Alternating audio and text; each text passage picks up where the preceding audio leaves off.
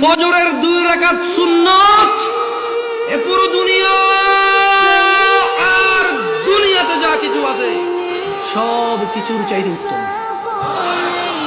তাহলে যে 2 রাকাত সুন্নত পৃথিবীর চাইতে উত্তম, ওই 2 রাকাতের সুন্নতের পরে যে 2 রাকাত ফরজ রয়েছে, এই ফরজের আল্লাহু আকবার কি দিয়ে মিটাবা? এই ফরজের সামি আল্লাহু লিমান হামিদা কি দিয়ে মিটাবা? কত টাকার মালিক হয়েছে তুমি নামাজের কাফারা দিবা?